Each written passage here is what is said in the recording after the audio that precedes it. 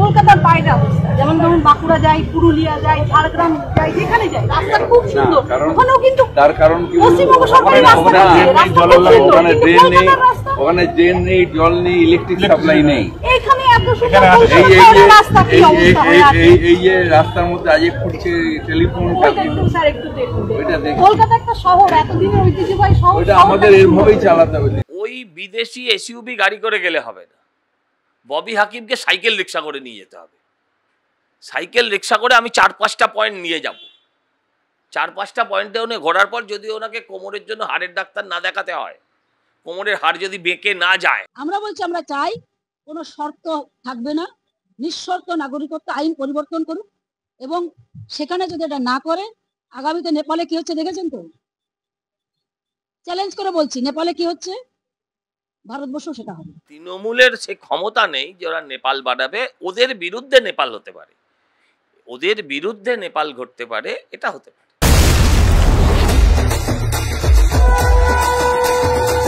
সে তো গতবার অপারেশন সিঁদুর টাইপের কোনো থিম ছিল না, গতবারও তো বাধা দিয়েছে।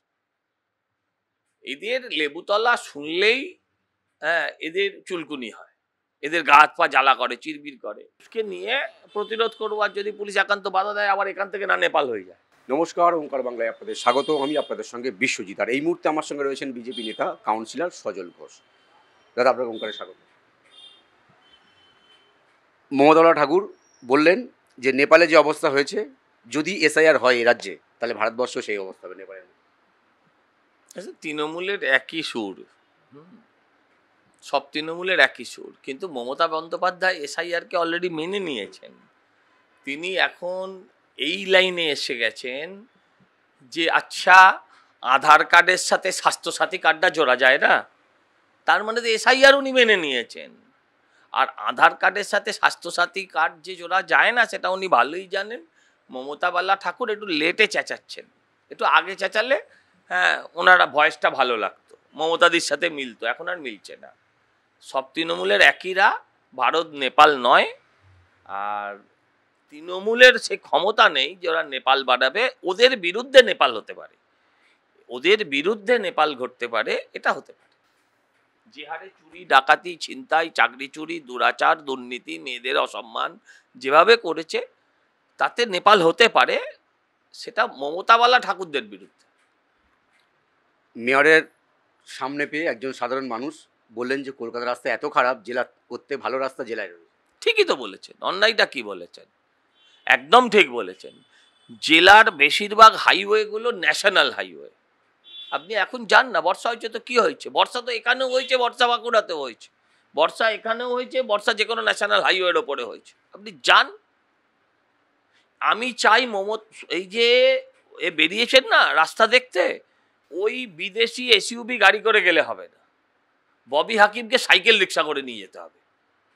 সাইকেল রিক্সা করে আমি 4-5টা পয়েন্ট নিয়ে যাব, 4-5টা পয়েন্টে উনি ঘোরার পর যদি ওনাকে কোমরের জন্য হাড়ের ডাক্তার না দেখাতে হয়, কোমরের হাড় যদি বেঁকে না যায়, উনি বলবেন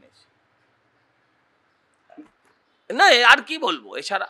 এই ধরনের ঘটনা একটা মেয়র হিসেবে কতটা অসম্মানজনক। যার সম্মান আছে তার জন্য অসম্মানজনক, যার লজ্জা আছে তার জন্য লজ্জাজনক। যার ওই একটা কথা আছে না, যে যার লজ্জা নেই, শরম নেই, দোকানকাট আছে, রাস্তার মাঝখান দিয়ে যাবে, তার কিছুর জন্য সমস্যা। যার লজ্জা আছে তার জন্য লজ্জাজনক। যে মেয়রের আসনে বসছিলেন স্বয়ং নেতাজি সুভাষচন্দ্র বসু, এটা এটা এটা এটা ববিদার কোনো ভুল নয়। এই মুখ্যমন্ত্রীর আসনে একদিন ডক্টর বিধানচন্দ্র রায় বসেছিলেন, সেখানে এখন মমতা বন্দ্যোপাধ্যায় এসে বসে ফেলেছে। আর আমরা কাছে তো আমরাই হবে, ল্যাংড়া আম থরি হবে, তো তার চয়েস তো ওই রকমই হবে। উনি ওই দেশবন্ধু চিত্তরঞ্জন দাস বা নেতাজি সুভাষচন্দ্র বোস সম্বন্ধে মমতা ব্যানার্জি কি বোঝেন, কি বোঝেন? তিনি ক্ষমতায় টিকে থাকতে তিনি যা খুশি তাই করতে পারেন, এর বাইরে ওনার কোনো বোধ বুদ্ধি নাই। মদন ঠাকুর বলছেন যে ভারতবর্ষের বিরুদ্ধে নেপাল হবে, তা বাংলায় তো হতে পারে।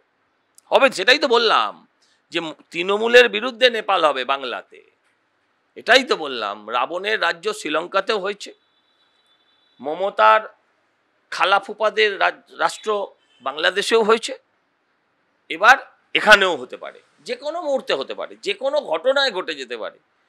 কোন ঘটনা দিয়ে ঘটবে এটা আমরা কেউ বলতে পারবো না।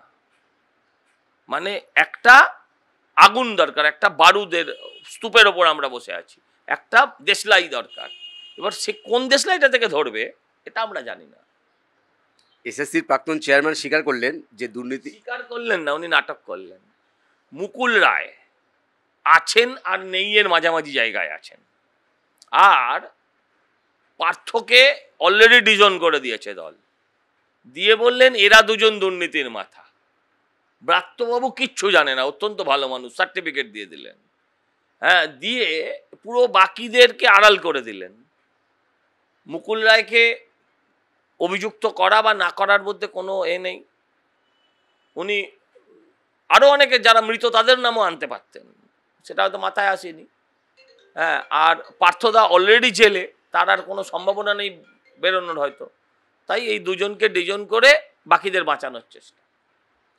আমরা দেখেছিলাম গত বছর সন্তোষ স্কোয়ারে প্রচুর ভিড় হওয়ার জন্য পুলিশ বাধা দিচ্ছিল, এবছর কি?